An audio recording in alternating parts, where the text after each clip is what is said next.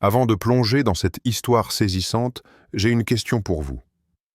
Combien de fois avez-vous vu quelqu'un tenter de vous salir en public, pensant avoir le dessus, jusqu'à ce que la vérité, implacable, finisse par éclater?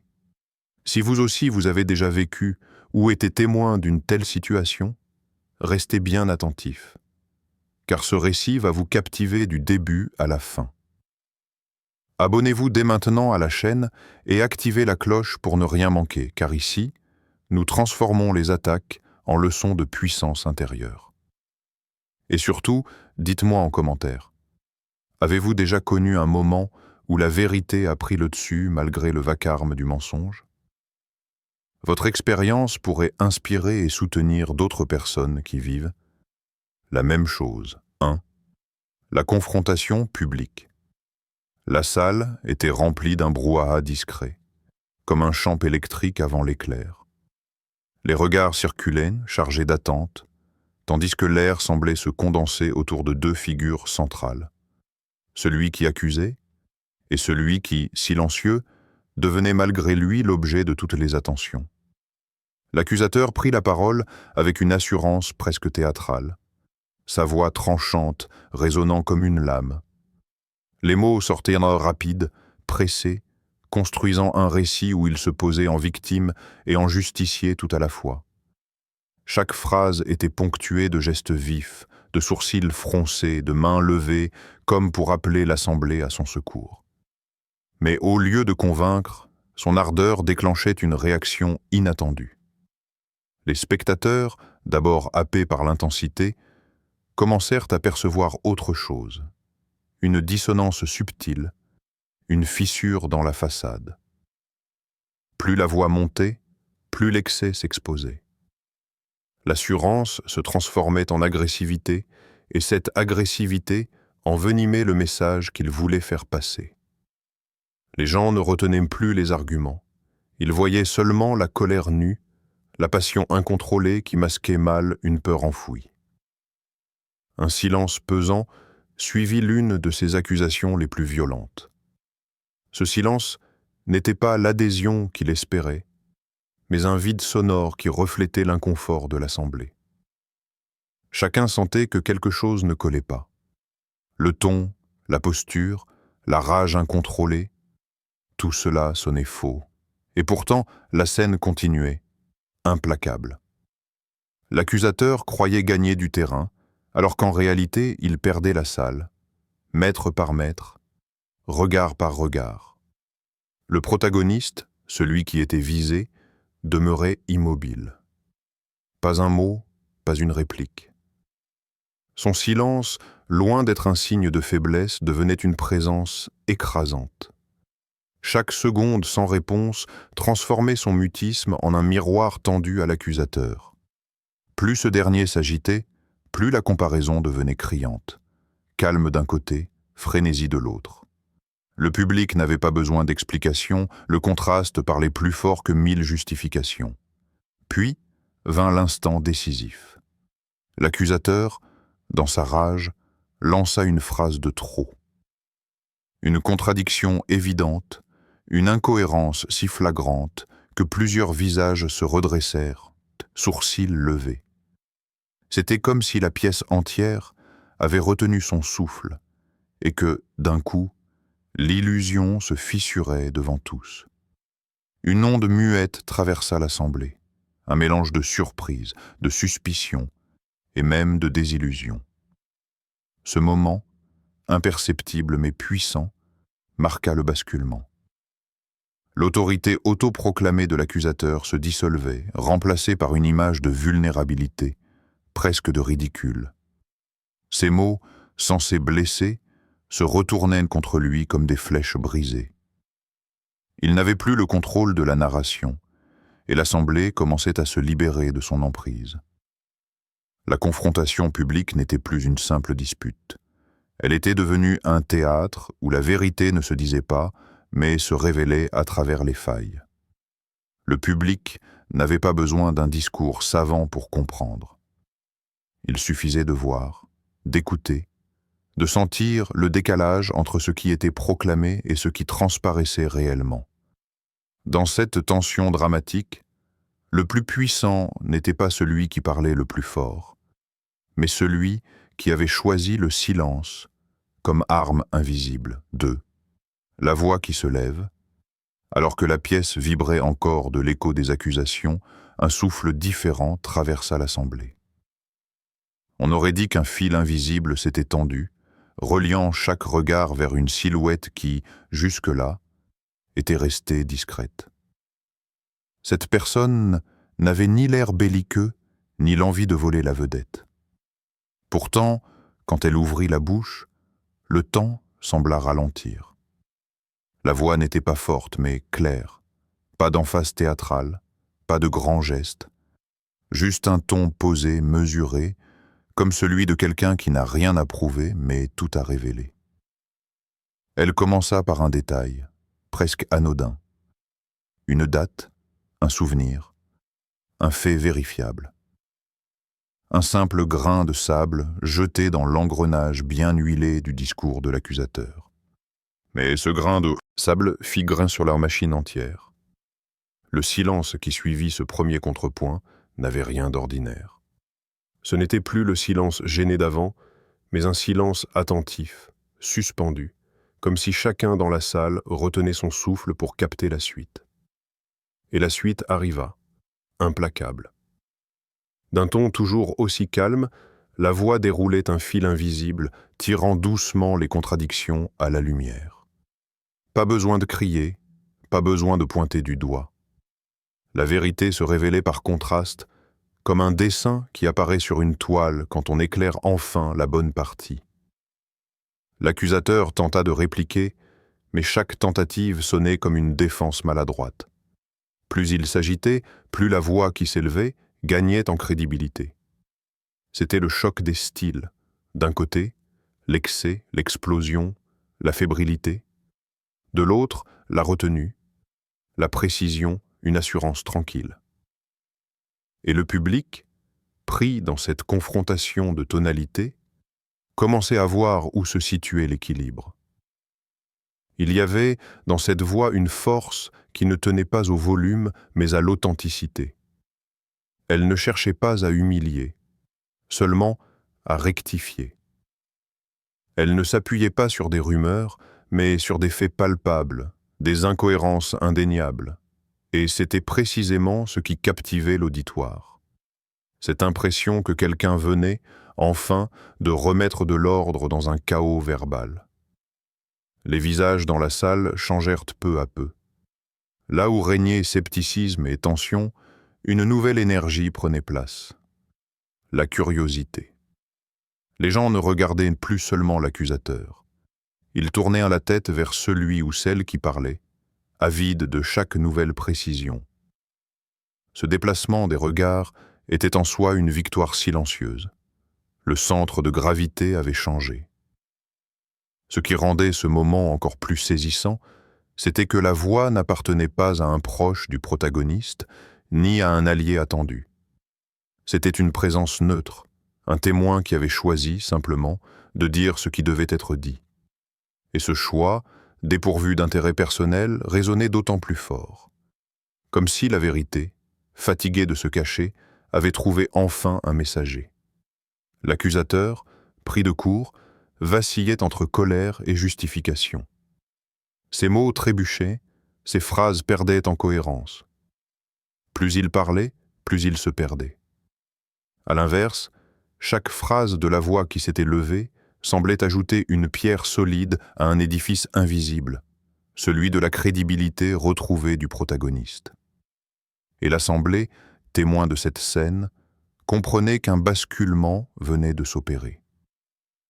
La confrontation n'était plus seulement une bataille de récits, c'était la démonstration vivante de la puissance d'une parole juste, même lorsqu'elle émane d'un simple spectateur. Une voix suffisait à transformer le cours d'un moment, à faire vaciller un mensonge bien construit, et à rappeler que parfois, le courage le plus grand se loge dans un mot dit au bon instant. 3e. Les preuves qui parlent dans le vacarme des mots et des émotions, il y a un moment où l'opinion ne suffit plus. Les spectateurs, déjà troublé par la contradiction exposée, attendait davantage qu'une impression. Et c'est alors que surgissent les preuves. Pas des déclarations vagues, pas des allusions brumeuses, mais des éléments concrets, palpables, difficilement contestables. Un document, une date, une séquence d'événements présentés avec clarté. Un calendrier qui ne ment pas, une correspondance où les mots figés trahissent ce que la mémoire voulait effacer. Chaque pièce de ce puzzle, déposée l'une après l'autre, construisait une image qui devenait impossible à ignorer. Le public, jusque-là ballotté entre les éclats de l'accusateur et la sérénité du protagoniste, se retrouvait soudain face à une évidence froide. Les émotions s'effaçaient au profit d'une logique implacable. Les preuves ne criaient pas. Elles n'avaient pas besoin de frapper les esprits avec violence. Elles s'installaient simplement, comme un poids irrésistible sur la balance. L'accusateur tenta d'interrompre, de détourner l'attention, mais chaque geste de défense semblait alimenter l'impression contraire. Plus il cherchait à déstabiliser, plus la solidité des faits apparaissait. C'était comme voir un château de sable s'écrouler sous la marée montante, inévitable, implacable, sans besoin d'effort. Les spectateurs n'avaient pas besoin d'un long discours pour comprendre. Il suffisait de comparer les éléments. Ici, une date affirmée avec assurance par l'accusateur. Là, une preuve écrite qui démontre l'impossibilité de cette version. Ici, une scène racontée avec force détail. Là, des témoins ou des enregistrements qui montrent que cela ne s'est jamais produit de cette manière. Un murmure discret parcourut l'assemblée. Ce n'était pas un tumulte, mais le bruissement caractéristique de ceux qui révisent intérieurement leur jugement. Les regards changèrent, encore une fois, de direction. Désormais, l'accusateur n'était plus un porte-parole enflammé, mais une figure exposée, vulnérable, coincée entre ses contradictions et la dureté des faits. Il y a dans les preuves une brutalité élégante. Elles ne frappent pas avec rage, elles tranchent avec précision. Elles ne se contentent pas de convaincre, elles imposent. Et ce fut exactement ce qui se produisit. Chaque nouvel élément ne faisait pas que contredire. Il effaçait la possibilité même du doute. Ce n'était plus seulement une question de qui avait raison ou tort. C'était une démonstration. Le mensonge, ou du moins le récit enjolivé, se retrouvait nu, incapable de soutenir la comparaison avec la réalité. L'accusateur, qui jusque-là s'appuyait sur la force de sa voix, se retrouvait sans armes. Car contre les preuves, l'éloquence devient impuissante. Le protagoniste, toujours silencieux, n'eut pas besoin d'ajouter un mot. Sa simple posture devenait une preuve vivante, un contraste entre celui qui se défendait en criant et celui dont l'innocence semblait confirmée par les faits eux-mêmes.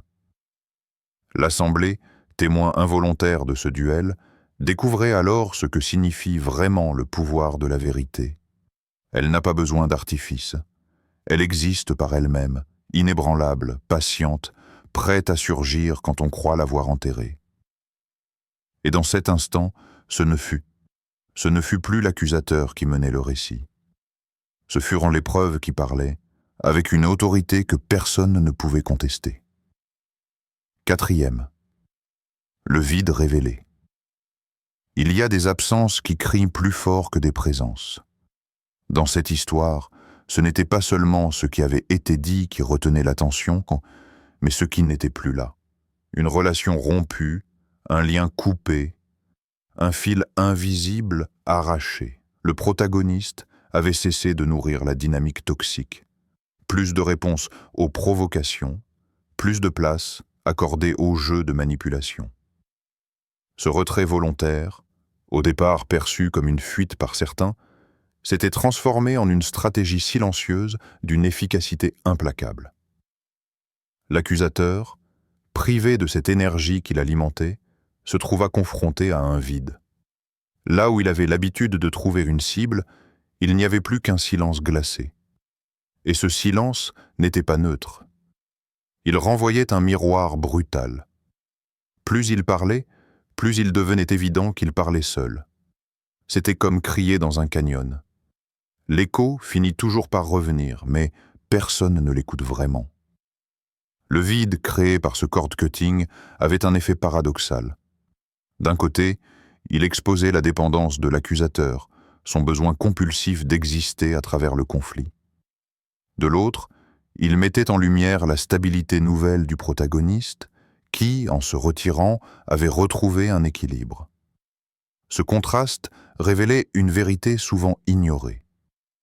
Parfois, la meilleure façon de se protéger n'est pas d'attaquer, mais de ne plus alimenter. Le public commençait à le comprendre.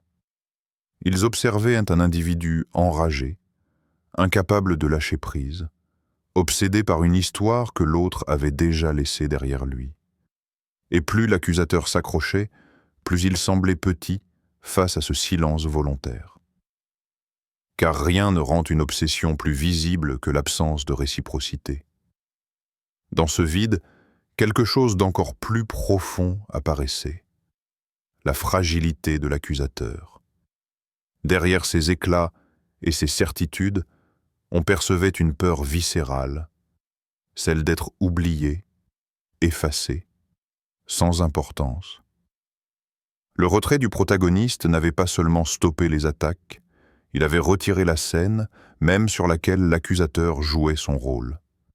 Et sans scène, sans spectateur, il ne restait qu'un acteur perdu, gesticulant dans le noir.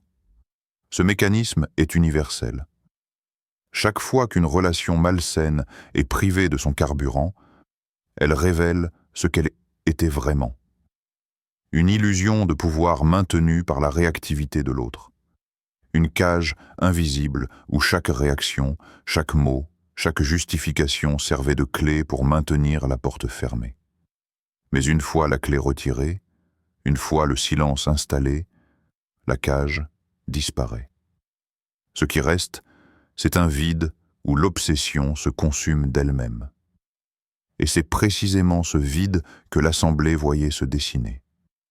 Plus l'accusateur insistait, plus son discours sonnait creux. Plus il cherchait à remplir l'espace, plus cet espace se révélait immense, disproportionné, insoutenable. Le protagoniste, lui, n'avait rien à prouver. Son absence de réaction devenait une déclaration en soi. Je ne joue plus à ton jeu. Ainsi, le vide ne fut pas une faiblesse. Il fut une arme silencieuse, invisible mais dévastatrice. Une démonstration que parfois, le plus grand pouvoir n'est pas dans ce que l'on dit, mais dans ce que l'on refuse de nourrir. Dans ce refus, l'accusateur se dévoilait entièrement, et le public, témoin de cette mise à nu, voyait enfin l'obsession pour ce qu'elle était. Une dépendance maladive, privée de sa source d'alimentation. 5e, le masque tombe. Il arrive toujours un moment où les masques glissent, où le vernis craque, où l'image soigneusement polie se fissure sous la lumière crue de la vérité. Pour l'accusateur, ce moment n'était pas une explosion soudaine, mais une lente érosion. Chaque mot mal placé, chaque incohérence, chaque preuve venue le contredire ajoutait une fissure de plus dans son armure. Et devant les yeux attentifs de ceux qui observaient, le personnage qu'il avait construit se désagrégeait peu à peu. Ce qui apparaissait alors, ce n'était pas la figure d'un justicier ou d'un défenseur de la vérité, mais telle d'un être rongé par des pulsions plus sombres. La jalousie, l'envie, le besoin maladif de dominer. Derrière ces éclats de voix, on pouvait lire la peur de perdre le contrôle. Derrière ces accusations, on percevait la douleur d'être éclipsé par quelqu'un qui n'avait pourtant rien fait d'autre que rester debout, calme, dans sa propre vérité. Le public, désormais éveillé à ce contraste, voyait plus que les mots. Il voyait l'obsession dans le regard, la crispation dans les gestes, l'amertume dans le ton. Chaque tentative de se faire passer pour la victime résonnait comme une dissonance.